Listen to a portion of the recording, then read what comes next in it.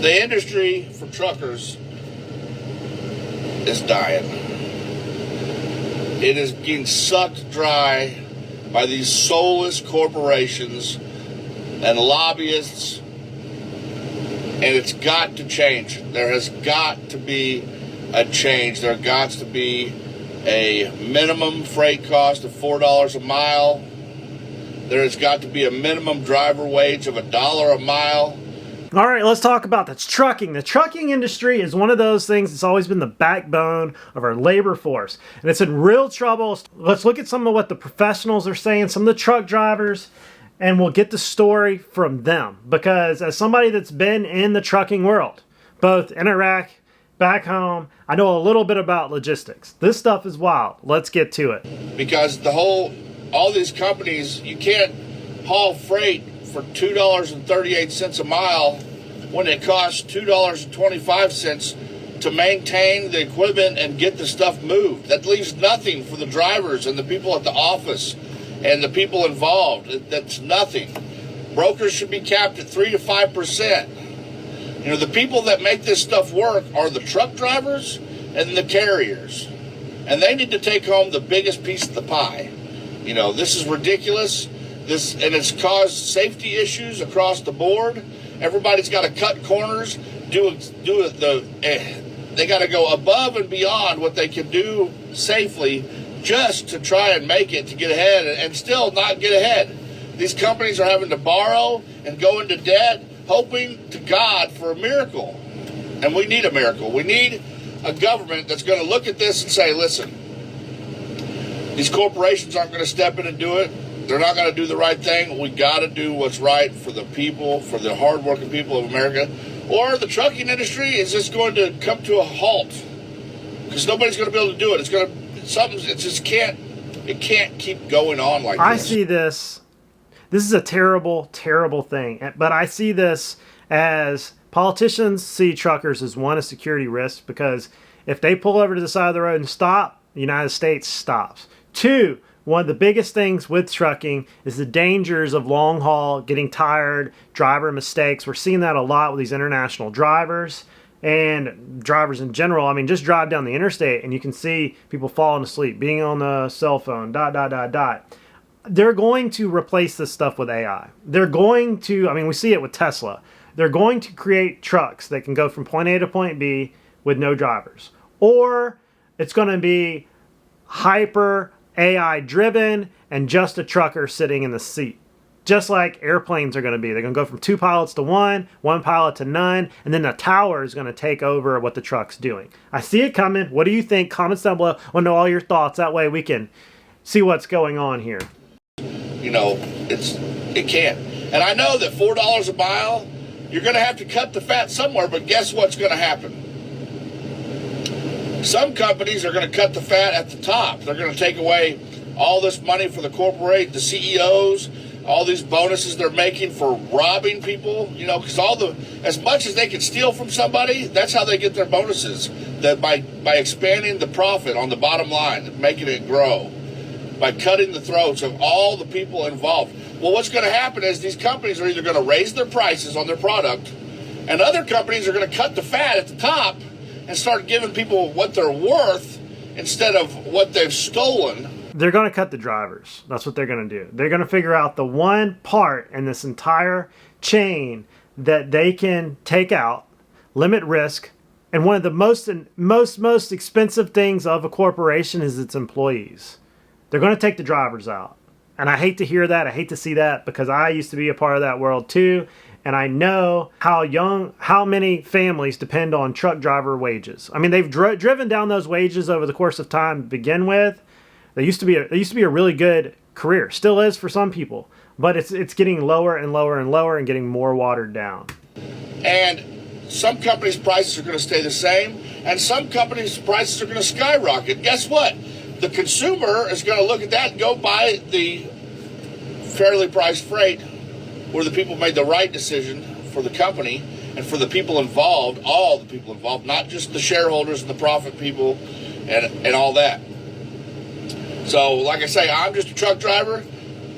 I'd love for Donald Trump to hear this message. Guys, if we pull together and share this, share it, make another video, stitch it, I don't care, but let's get the word out there because it's not going to happen on its own. How can I say it? A trucking recession. Truck drivers are falling like dominoes, giving up on the business. Today was an unusual day. A few of my friends, they post their trucks on Marketplace. They just want to get rid of it. They just want to move on. They're not too many people are looking at, in general, nobody wants to buy. So, like I said, today was a little unusual. A few of the guys called me up and said, why don't you take the trucks and give us a few dollars and pay us the rest in payments? And I was telling them, like, what you're going through, I'm going through the same way. So if I was to take the trucks, I'm going to park them and they're going to be like table ornaments. They're going to gather rust. You can't afford to hire no drivers because it's not worth it. That's number one. There is no work. When is this going to end? I have no idea. This trucking recession, I guess we're going to call it. I don't know. And the few guys that are doing okay, the only reason they're doing okay is they're doing Amazon Relay. If you don't know what Amazon Relay is, it's like an app where you pick certain moves that you want to do. And the only good moves on that app are called crosstowns, intermodal work. That's the only thing that's moving these guys around right now. Other than that, two things. One, the economy's slowing down. People aren't ordering as much as they were. I mean, look at UPS stock. Look at USPS numbers. Two, these port problems. These politicians keep creating where they're shutting down a port, they're beefing up a port. San Francisco, LA, all these different ports. I mean, even Florida, New York, up the coast when they did that little, hey, we're not going to let anything in the United States, or we're going to shut down these ports, and these unions that are shutting down ports create this slinky effect in the logistical lines of trucking all across the United States. And this is hurting families. I mean, if you're a self-owned trucking company, you own 4 or 5 trucks or 1 or 2 trucks, and it's you and your wife doing this business, and you have this slinky effect, or you can't get a load to pick up, or the way it's brokered out is all messed up, it's really hard to make a living because you got expenses. The whole time that truck's sitting there, it's needing tires, maintenance, fuel, the whole 9 yards. Trucking can be very expensive, and you got to run it right. And now that corporations are are doing all of it, it's running the mom and pop shops out of business. If you think trucking is bad now, it's going to get a lot worse. I've been following the trucking data for quite some time in different market cycles, and there's just one thing that people are just not talking about enough. And look, every market, has boom cycles and recessions and things like that, and recoveries, and trucking is going to have its recovery as well. But the thing that people are just not really talking about is capitulation. If you look at every market crash out there, it starts going on a downtrend, on a downtrend, on a downtrend. It has some recoveries here and there, some bear traps, and then all of a sudden you have capitulation, that big sudden downturn where you think the world is going to end and things are never going to be the same again. Then after that, you have consolidation, where things kind of like cool down and then you eventually recover. That is what I've been waiting to happen when it comes to truck driving. Even before Trump got elected, I understood this. And a lot of people will talk about, hey, trucking is getting a little bit better.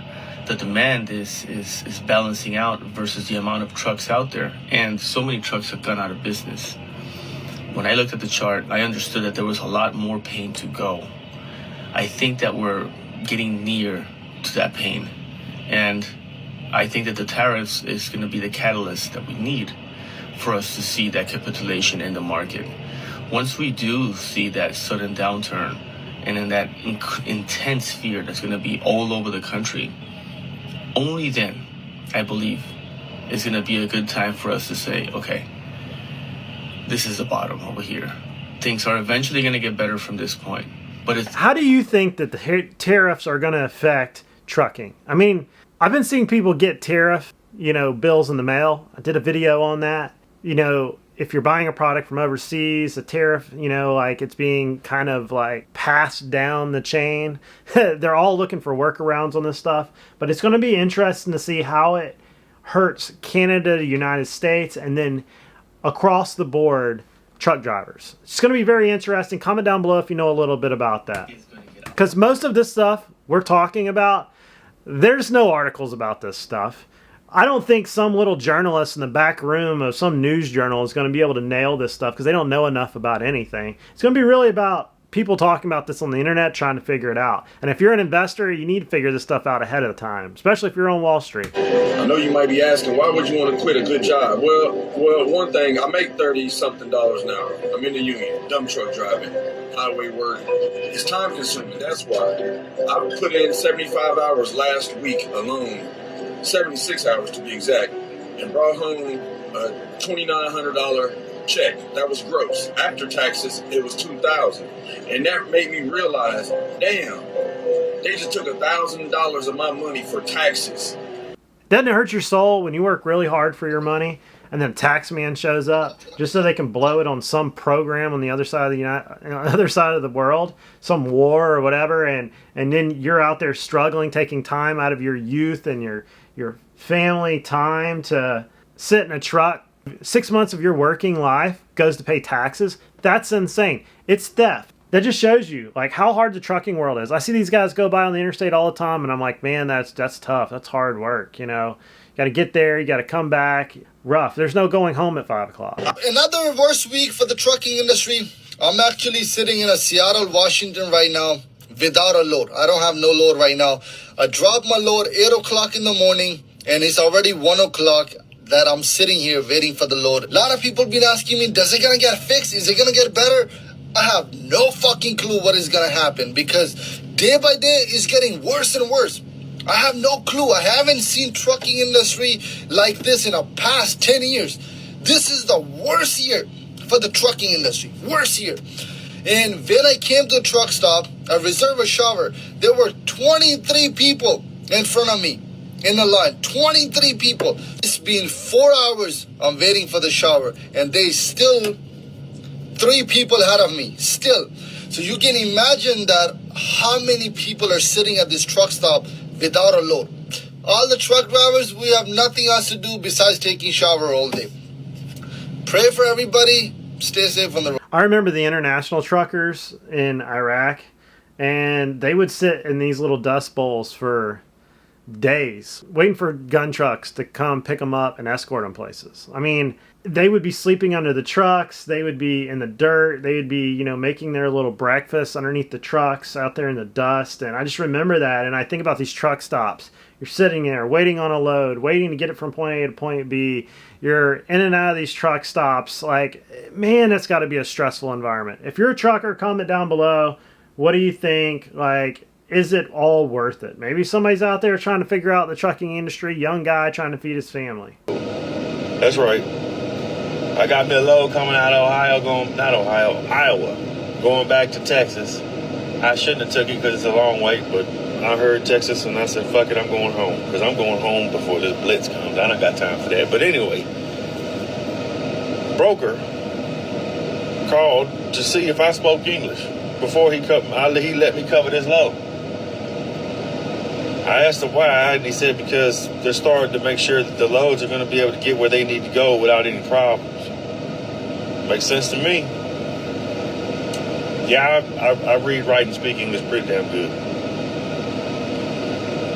It's no problem. But it's a heads up. If you're booking these loads, you might get a call from the broker to make sure you can cover it. Make sure by speaking English. It's changing times, man. I don't disagree with it. I'm all for it. Call me all you want. Hell, you should have gave me more money for being able to speak English. But all that's about to change. Because you're going to have to. Because you got 250,000 illegal immigrant CB1 visa drivers on these roads making this happen, for real. But fear-mongering from mainstream media, we don't have enough trucks, we don't have enough drivers, we need these drivers, shelves are going to go empty, just nothing but utter bullshit. Why? Because when we dig deep enough, it's corporate America that's behind it. Corporate America lobbied for these drivers. Corporate America wanted cheaper freight so that they could profit more. They didn't care about the safety of the American people. They didn't care about American people having these jobs. Who do you think, who do you think is paying right now and telling the media the talking points. Corporate America. They're fear-mongering like a motherfucker right now just because we got them. We heard them. We did it again. It's one of those things when we all get together and we focus, we're able to make things happen. Things are changing. I heard today that ICE is at truck stops. They're at truck stops. They're giving the English test. They're checking for legal residency. Work visas are shut down. It's working. We're doing a great job. Me and you, all of us, everybody who's talking about it. Truck off. I'm pretty sure there's a big statistic on how much these new truck drivers from out of the country have driven down wages for truck drivers. If you know a number, comment down below, but I think it's pretty staggering. And I think that's what's caused the overall income amount for a truck driver to go down quite a bit. And now it's at the lower levels for a corporate job. I think still independent, they're doing pretty good, and the exotic, extreme, dangerous stuff is still pretty high paying. But, you know, I remember we had KBR drivers in Iraq, and then they brought in the internationals, and a lot of those KBR drivers wound up going home. The bobtail guys were making a lot of money. For Nashville, Tennessee, or they was going to hit me with an abandonment. For now. So I drove that motherfucker all the way to Nashville, Tennessee. Then paid for it and took a Greyhound all the way back to the crib. Yeah. Finally fucking quit. Problem is, man, I'm faced with the same problem. For now. No job will fucking hire me. It's like Western is the only option, gang. And what's discouraging is, bro, 5 different companies. Five of them bitches, bro. These 5 different companies, bro, is accepting motherfuckers off the street. No CDL needed. They will pay for your CDL. And they tell them my ass to wait a year or 2 for them. I'm like, damn, what you mean? A year or 2? Like a year or 2 experience? It was like, no, we just need 7 years from your gun case and 2 years from your speeding ticket. I'm like, damn. So this morning, hundreds of videos I've seen of truck drivers who can barely speak a lick of English saying they're going to have to give it up. We're also seeing reports that a lot of foreigners are putting their trucks and trucking businesses up for sale. A lot of people would say they ruined the trucking industry. Rates are so much lower because there's a lot of foreigners who don't keep their trucks up to par or all their licensing and permits up to par to cut costs and have been skating by, still making a profit, while legitimate trucking companies haven't been able to survive. So if you do the research, there's like 700,000, 650,000 foreign truck drivers in this country. A percentage of those that don't speak a word of English because they're being pulled over and they're being ticketed, and their companies that they work for are being notified that, hey, you can't have drivers out here that can't speak decent English. You know, one thing I've noticed, that if you have a record, criminal record, it's really hard to get back in the workforce. I mean, you've got to go do the manual labor, the hard stuff. You can't get a license for many things, real estate license, law license, all these ones, especially if it's a felony. And I don't know what the answer to that is. I think if you did your time, maybe you should be able to do certain things. Electrician, plumber, get a license like that. Not restrict people from being able to work. I know that, you know, we got to be tough on crime, but at some point, these guys got to be able to get back in the workforce. Anybody could go. There's plenty of good people who go to prison, okay? And you've got to be able to support your family when you come back out, or they just revert back into crime itself. And at least trucking has been able to offer that. And we got to be very careful with how we keep people out of the workforce. Construction is a big one. And a lot of guys in construction that have criminal records. There's nothing wrong with it. They're out there doing what they're supposed to be doing. They just need to have a path to being a general contractor, electrician, a licensed entity, because that's where the real money's at. What up, TikTok fam? I know y'all ain't been seeing me, but this is why. This is me cleaning out the truck, y'all, with the company I was real with. And sad to say today, I'm done with trucking. Y'all, I quit with this company. I'll make another video on why I quit with them, but that ain't for this video, but I'm done. This is my truck that I had parked in my yard. I'm cranking it up. This is my first truck that I bought. I love it. I made a lot of money out of this truck, and I am selling it to this Mexican dude. Now I'm moving on, man. I'm done with all this trucking shit, cutting my losses, and I got another venture I'm moving on to, but I'll let y'all know what's going on next. It's gonna come a time when you out here and you gonna be like, man, I'm done. I quit. I can't take no more. And that's the time where trucking defines you. You know, you see a lot of people out here, man, they glorify trucking. They making videos, it's fun, it's funny, but it's gonna come a time when you out here and you gonna be like, man, I'm done. I quit. I can't take no more. And that's the time where trucking defines you. You know, you see a lot of people out here, man, they glorify trucking. They making videos, it's fun, it's funny, but in all actuality, it's not all fun and games, man. You're gonna have times like today where I feel like I'm done, man. I just want to go home and be in my bed. I want to be asleep. Listen, I'm a human at the end of the day. Totally understand that. Totally understand that. Stress. Comments down below. What do you think? This is a very interesting topic. It is the backbone of our economy. If the truckers go, so does everything else. I really think that politicians kind of could be making a little of this more than what it should be. They're trying to usher in AI. They're trying to usher in self-driving trucks. California, heck, is trying to do all electric trucks. How's that going for them? Some of this stuff, the way they're pushing it, it just doesn't make any sense. I mean, bring back to the Smokey and the Bandit 1980s, big truck, one truck driver out there making a living, doing his thing, being on the road. But the future looks grim. I'm not an expert on it. I just know what I know. And I hope the internet figures it out. But this was an interesting topic, and it deserved its piece for everybody to look at and figure out where we're going with this. But I'll see you guys in the next video. Don't forget to like and subscribe, comment down below, and I'll see you guys in the next video.